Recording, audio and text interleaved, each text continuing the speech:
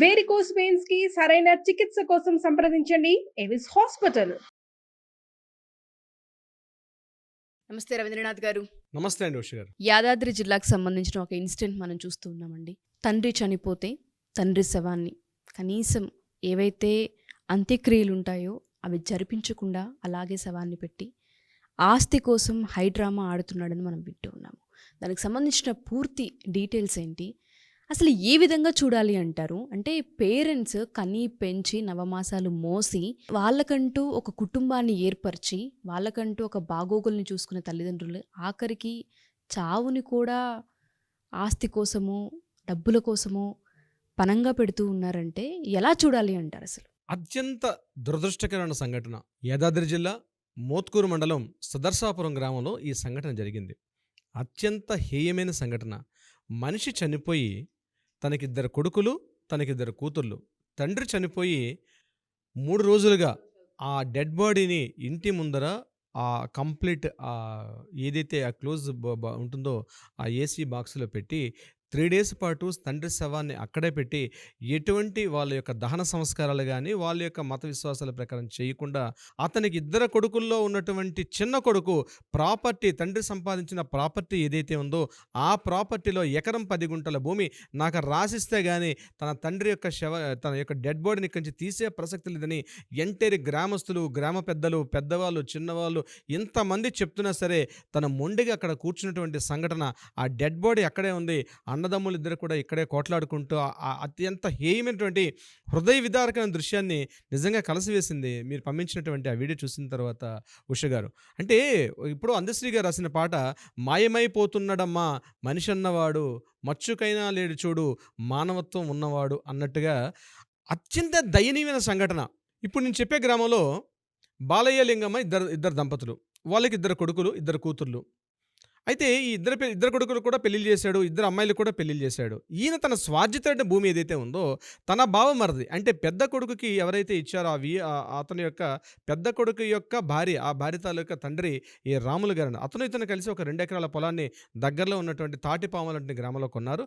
ఆ గ్రామంలో పొలం కొన్న తర్వాత ఉన్నటువంటి మనీ అడ్జస్ట్మెంట్స్ కావచ్చు, ఇతరత్ర కావచ్చు, పెద్ద కొడుకు అయినటువంటి నరేష్కి అందులో ఒక 1 ఎకరం భూమిని పూర్తిగా ఆ యొక్క కోడలు అంటే తన భార్య పేరు మీదుగా, అంటే తన యొక్క భార్య అంటే పెద్ద కొడుకు భార్య అంటే తన కోడల పేరు మీదుగా ఎవరు రాశారు? రాములన్నీ ఈ బాలయ్య గారి యొక్క బావమరిదిగా ఉన్నట్టు అతను రాయడం జరిగింది. ఈ ప్రాపర్టీ అక్కడ ఆగిపోయింది. గడిచిన 2 సంవత్సరాలుగా ఆ మిగిలిన భూమి ఏదైతే ఉందో, ఎకరన్నర భూమి ఏదైతే ఉందో అందులో ఎకరం 10 సెంట్ల భూమి, ఎకరం 10 గుంటల భూమి నాకు పూర్తిగా చెందాలి కాబట్టి నాకు రాయమని చెప్పి సురేష్ అని తన చిన్న కొడుకు గడిచిన 2 సంవత్సరాలుగా అనేక రకాలుగా తండ్రిని ఇబ్బంది పెడుతున్నప్పుడు, అదేవిధంగా ఆడపిల్లలకు కూడా రకరకాలుగా ఇబ్బంది పెడుతూ చివరికి అనుకోని అతని వయసు రీత్యా రీసెంట్గా చనిపోయాడు ఆయన. ఎవరు? ఈ నేను చెప్పినటువంటి బాలయ్య అన్నటువంటి ఈ తండ్రి చనిపోతే ఆ తండ్రి డెడ్ బాడీ ఎదురుగుండా పెట్టి నాకు ఏదైతే న్యాయపరంగా తండ్రి యొక్క ప్రాపర్టీ నాకు రావాల్సినటువంటి అన్నకి ఎట్లా రాశారు నాకు కూడా రాయాల్సిందే. పెద్ద కొడుకు పేరు నరేష్, చిన్న కొడుకు పేరు సురేష్.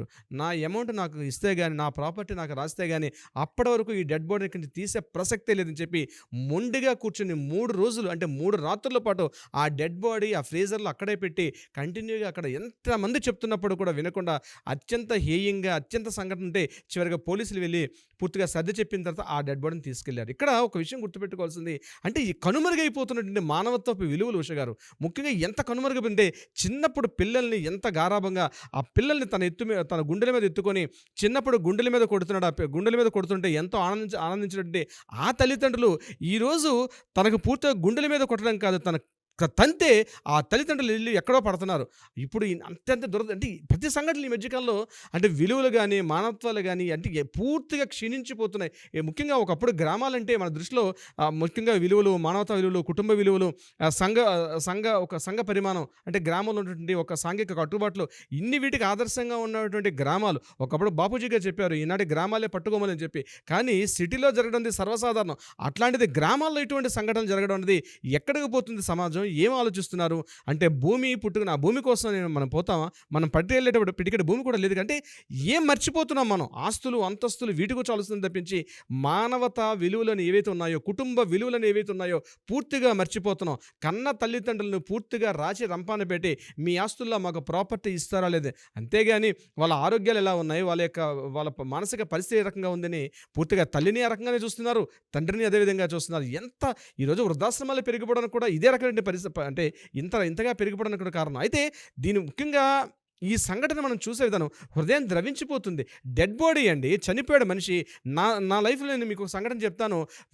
పార్ట్నర్స్ మధ్య, వ్యాపార భాగస్వామ్యాల మధ్య అనుకోకుండా ఒక పార్ట్నర్ చనిపోతే ఆ నా పార్ట్నర్ సెటిల్మెంట్ అయ్యేదాకా ఆ బాడీని తీనని చెప్పి ఇదే మాదాపూర్లో నా క్లయింట్ చేసేటువంటి పెద్ద హడావుడి నేను చూసాను. తర్వాత మేము వెళ్ళాం, దాన్ని క్లోజ్ చేసుకొచ్చాం. అది వ్యాపార భాగస్వామ్యం. ఆయన ఒక హైదరాబాద్లో పెద్ద పేరెన్నికైనటువంటి ఒక మహా వ్యాపారవేత్త.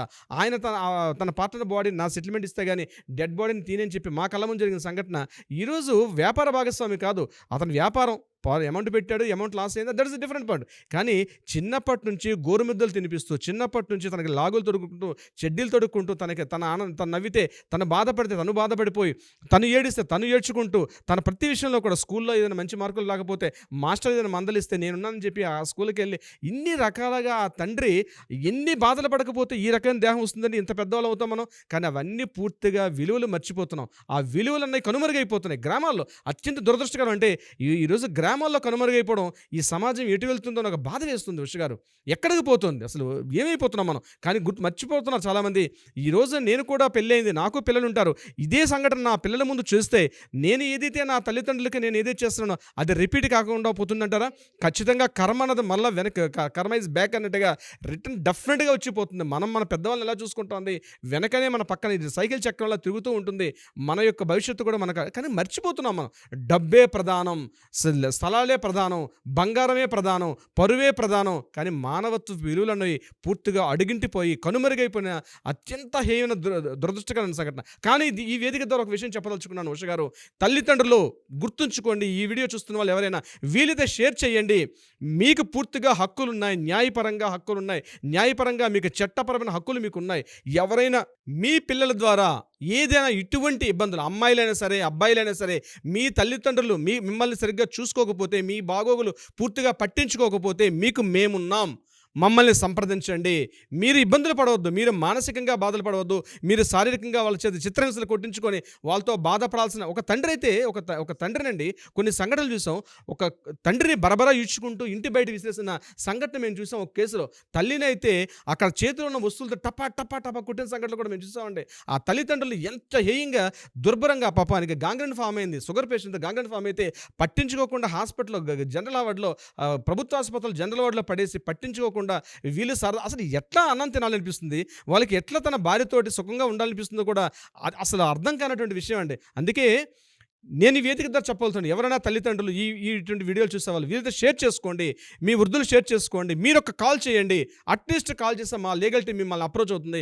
మీరు అవకాశం ఉంటే మీరు రండి, లేకపోతే మా లీగల్ టీం మిమ్మల్ని ఇస్తారు, మిమ్మల్ని సంప్రదింపు చేస్తారు. మీరు బతికి ఉన్నంతకాలం మీ స్వార్జితమైన ప్రాపర్టీ ఏదైతే ఉందో ఆ ప్రాపర్టీ అడిగే హక్కు పిల్లలకి లేదు. దయచేసి గుర్తు పెట్టుకోవాల్సింది, మీరు చట్టాలకి న్యాయాలకన్నా మేము సామాజికంగా మేము ముందుకు వస్తాం. ఎవరైనా ఇట్లాంటి కట్టుబాట్లు కానీ సామాజిక, అది గ్రామమా, సిటీయా, నగరమా, మున్సిపాలిటీ పక్కన పెట్టండి. మీరున్నటువంటి పెద్దవాళ్ళ చిన్నవాళ్ళ మీ స్థాయిని మర్చిపోండి. మీకు ఈ వీడియో చూస్తున్నారు, మీ పిల్లల ద్వారా మీరు బాధలు పడేటట్టుగా అయితే ఇమ్మీడియట్గా జస్ట్ ఏ కాల్, ఒక్క కింద ఏదైతే స్క్రోల్ అవుతుందో ఆ కాల్ చేయండి. ఇమ్మీడియట్గా మన లీగల్ టీం అప్రోచ్ అవుతారు. మీకు ఎటువంటి ఇబ్బందులు లేకుండా మిమ్మల్ని డెఫినెట్గా ఒక మార్గనిర్దేశం చేసే అవకాశం ఉంటుంది. మీరు వాళ్ళ ద్వారా హింసలు పడే అవకాశం ఎట్టి పరిస్థితి ఉండదు.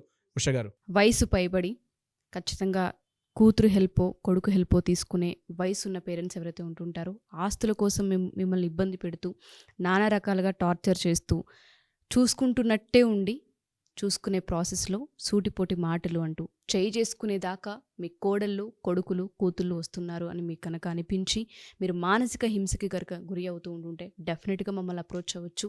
ఎందుకంటే లీగల్ పరంగా మీకంటూ కొన్ని సెక్షన్స్ ఉంటూ ఉంటాయి. మీరు కూడా వాటిపైన యాక్షన్స్ తీసుకోవచ్చు. మీరు పడి ఉండాల్సిన అవసరం లేదన్నదే మా ఈ పాయింట్. ఎస్పెషల్లీ ఈ కేసుకి సంబంధించి మాత్రం కనుక చూస్తే ఇటువంటివి బయటికి రానివి ఇంకా చాలా ఉన్నాయి. ప్రతి తల్లి తండ్రి కూడా మీకంటూ కొన్ని హక్కులు ఉన్నాయి. సో బయటికి వచ్చి మాట్లాడండి. మీరు అదే దాంట్లో ఉండి పెయిన్ ఫీల్ అవ్వాల్సిన పని లేదన్నదే మా ఉద్దేశం. Thank you for the information sir. Thank you so much Usha గారు.